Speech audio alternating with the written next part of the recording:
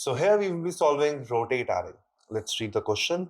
The question statement says, given an unsorted array ARR, rotate the array to the left, which is counterclockwise direction, by D steps. All right, where D is a positive integer, do the mentioned change in the array in place. Okay, that means the array that we are given in the question, we have to make changes in that. We cannot make up a new one and do changes to that one. All right, so let's talk about this rotation, the anti-clock rotation, right? Well, this actually, most often it is also known as the left rotation. What happens in it? Let's say if I have to rotate this array, I have to left rotate this array by 1. Then what will I do? The element that I have in front will go at the back. You can say in this direction, it will go at the back, and every other element would shift just one space on this side, on the left side. Thus, what is this? This is the left rotation. All right. So I hope now the left rotation is clear to you, which you have to perform. But in this question, D is mentioned. That means you have to perform this rotation D times. Now let's see a few sample test cases in which we are performing this. Well, in this array, as you can see, we have 1, 2, 3, 4, 5 as the elements, right? Let me write it down here. 1, 2, 3, 4, and 5. Okay. Now, once we rotate this by 2, that means after one rotation, how would it look like? It would look like this, correct? After one more rotation, it would look like this. Fine. So this is the final answer, and you can see it is given here. Now again, similar examples are given. This time D is changed to 3, and this time D is changed to 9. Okay, what is happening here? You can notice that the length of the array is 4, but you might be asked to rotate the array more than more than the times of its length. Even that is possible because after a set of rotation, once you perform 4 rotations already in this array, which is having the size 4, you will get back to the initial position where you started, and then you will again go for left many times. And once the rotation is done, then you need to return the answer. Okay, you already might have started getting an idea that we are doing so many unnecessary rotation here. But in the forthcoming approaches, we are going to deal with everything. Don't worry. Okay. So coming on to our very first approach, I've already showed you that how we can rotate one element, or you can say how we can rotate just one time. So once we know that we are rotating the element at the elements one time, it's very simple. Let's say you have the sample array. What you can do, let's say I took a variable and I copied the first element in it. Fine. Then what do I have to do? I have to begin from this point till this, a simple traversal. I will be copying the elements just to the element which is kept next to it on the left side, the main thing. Now, this would be overwritten by 2, this would be overwritten by 3. Similarly, all of these values will be overwritten. And the last value would be repeated. And now I can just simply, whatsoever I'm holding in the temp, I can replace it with that. So this is how you are performing one rotation, correct? And once you perform this operation D times, you can say that the work is done. The most brute force method of doing this question is this, right? Let's analyze the complexity of a little. So that you have already seen in the diagram, you must have guessed that for just performing one rotation, how much time are we taking? We are taking order of n time, right? And how many times do we have to perform this operation? Well, it turns out that we have to perform it D times, correct? Now, D could be any number, which is given in the range mentioned in the question. So this would not be a very suitable approach for this, correct? We need to optimize it. We need to find up a better solution. And once more, just so we don't leave it, the space complexity for this one is going to be order of 1, because we are not using any extra space here, right?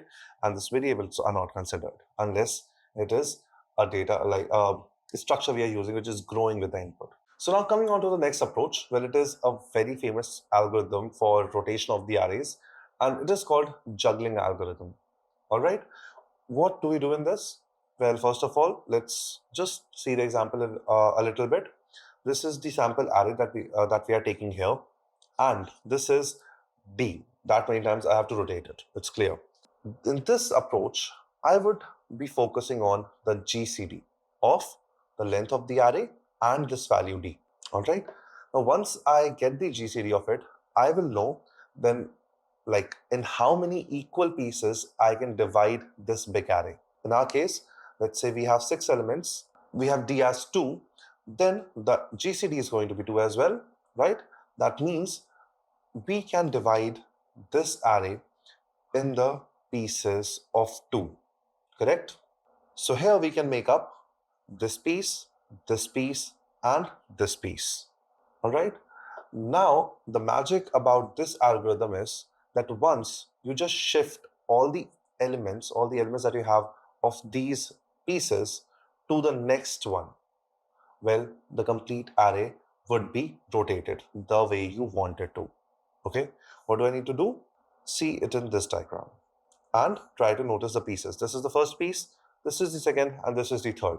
So in just one iteration, what will I do?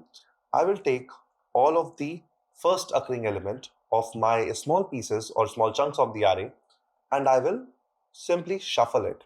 Okay. Second one goes to the first, the third one goes to the second, and so on and so forth till we repeat. That means we come back to a situation in which we are in which we are exhausting the array, and the modular is telling that we are repeating our own work. Till then, we have to keep on doing this. And once we are done with the first position, we will do the same thing for the second one. How will we do that? Well, simply you can see it here. 2, 4, and 6 are all the second elements of the respective chunks. This is the first one. This one will be stored somewhere and we can put it afterwards. The second one would take this position. The third one would take this position. And similarly, it will go on till the end. So this is how shifting is happening. And once the complete chunks are shifted, well then the array would be rotated. Let's try to see it with an example here.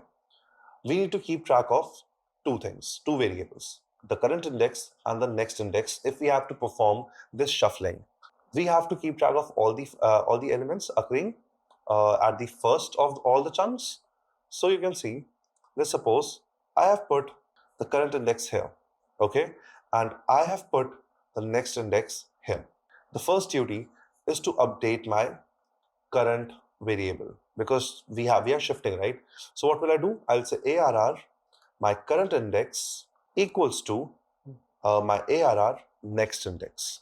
Well, this will copy the element, right? Now I have to shift both of these.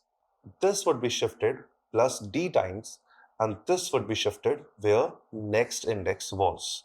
Okay, the updated values are here. And then again, we have to do the same thing. We have to copy the elements. And we have to keep on doing this till we reach this situation in which my current index is at the end and my next index is going at the front. That means we are using the modulo. Okay. So once we have completed this iteration, well, this is just one loop we are going through. One loops, one single iteration, and all of the first element of all the chunks are shifted by one, are shifted to the another left chunk. We have to only do it d more times. So once we do that many times, then the whole array would be rotated. Fine? Okay. So here we have performed the same thing that I've just told you for the second one. I told you for the first element, now we have performed the second element shifting, and eventually we have reached this answer which is required. Okay, analyzing complexity of this a little bit. Well, did we access any of the elements more than once in this array? No, and all the iterations that we did were completely independent. So that means my time complexity here is going to be order of n. We are visiting each and every cell of the array once. And the space complexity is obviously order of 1 because we are not using any extra space. So this is like quite a fascinating algorithm. You can use it for this problem. Now quickly checking the code for this approach, you can see I've kept the track of n, the size of the array. Then I'm doing this to avoid all the unnecessary rotations that I might have to do when the value of d goes larger than n. Okay, now I'm calculating the GCD of the n, the length, comma d, because I need to find the size of the chunks in my array in which I have to perform the shifting. Okay, now you can see I'm performing shifting in this manner. I've done for I in range cycles. That means how many cycles do I need to take, which would be in turn the number of chunks that we have, right? Then what do? I put a start element just as a temporary variable. I'm putting that as element up. Then I'm choosing current index where I'm standing right now. And I'm performing this. What is that? My current index. I need to copy the thing. I need to move the pointers. I just copied the thing and I moved the pointers. And this will go on and on till this situation happens. That means my one single, single iteration or single traversal is over. That means I am coming back to the position where I started. Once that happened, I can simply break out of this loop. Okay, and this loop will only run GCD times, not more than that, number of chunks times. So once that is done, we have to perform this. That means after this, the last element that we took in the temporary variable, I have to keep that at the last. So once this is done, you can completely execute it. And this is one of the very valid approaches for rotating your array anti-clockwise. But there is one more approach that we are going to discuss now. And that approach is called as reversal algorithm. So this algorithm intuition is basically, like derived from a observation. Let's say we have our d element, like d number, the d integer by which we have to rotate this array anti-clockwise. So considering that, we can think of our array as divided into two parts. The first one is from initial till the d point, and then the leftover array. Okay. Now in this, what are we doing is, like, once we achieve the result of the rotation, we will observe that the elements that we have in this first chunk will move at the last, and the elements that we have in this chunk will move here at the front. So what are we doing? We are just switching the positions of these two chunks. Now, how can this repositioning be achieved? Well, a very simple way could be rearranging them, okay? Or you can say it could be reversing them. Let's see how. Let me take one small example here. Suppose you have 1, 2, 3, 4, 5. Okay. Now, once you simply, if you have to rotate it by 2, you have to rotate it by 2 elements. That means the two chunks would be these 2 elements and the leftover array. Let's call them A and B for now. So now what will happen if we reverse this? The array would be like 5, 4, 3, 2 and 1. Now, once we have that, you can see all the elements that you had in your B are now at the front. All the elements you had in your A are now at the back. But there is one situation. It is that these two chunks are completely reversed. You've done the reversing for the first time, you achieved this. But now for the second time, to again have them have these elements in the particular sequence, what will you do is you will again reverse this B and reverse this A. So once you do, you can say 3, 4, 5, this will be reversed. You can say 1 and 2, this will be reversed. And this is nothing but the answer we wanted. Okay, so performing this sort of reversal will result in our actual answer. So in this algorithm, simply the sequence of reversal is going to be changed a little. What we will do, firstly, we will take these two chunks and we would reverse them initially only. And then we would reverse the complete answer so that we can achieve our final output. Let's take an example and see that. We have both of these things. We have the length of the array, and we do know that how many times do I have to rotate this array. Now what will I do is, I will divide this array in two chunks. First one is going to be D, okay, chunk of length D. And the another chunk is going to be of all the leftover elements, well, specifically n minus D.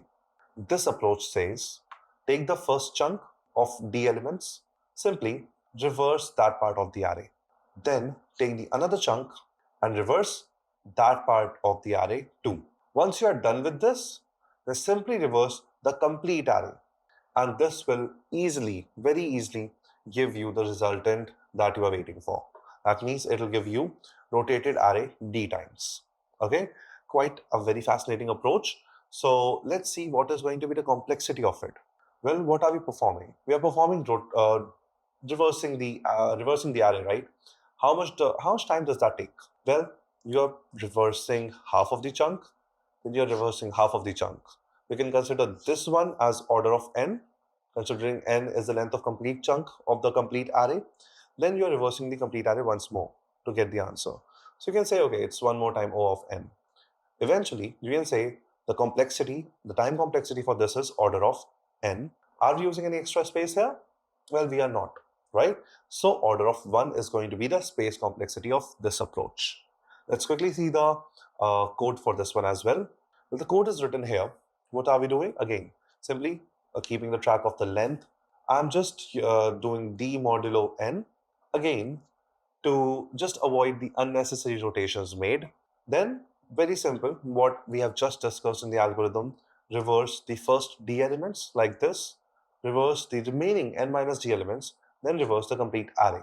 And I've made this a small reverse function which is helping me out in reversing the arrays. Okay, now that we have seen two very good algorithms, the juggling algorithm and the reversal algorithm, let's try to run both of these and see if these both are passing all the test cases or not. So here is the code of juggling algorithm that we just discussed. Let's try to compile and run and see if it is passing the sample case. Okay, it is giving us the expected output, just like we had a dry run of it. Now submitting this problem. Okay, so it is passing all of the test cases. Let's also see the other approach that we have discussed. So this one is the reversal algorithm. Okay, we have already seen the code and this little function reverse, which is helping me to reverse the array. Compiling the code here, and it must give, yeah, it is giving the expected output here as well. Submitting this, we can see that it is passing all the test cases, right? So we have learned about two very useful algorithms for rotation. I hope you have understood it. If you have not, then quickly just rewatch the video and try to do the dry run parallelly. And that would definitely work. And if you liked the video and you understood the approach, then do leave me a comment telling me how you liked it and like the video as well. Thanks.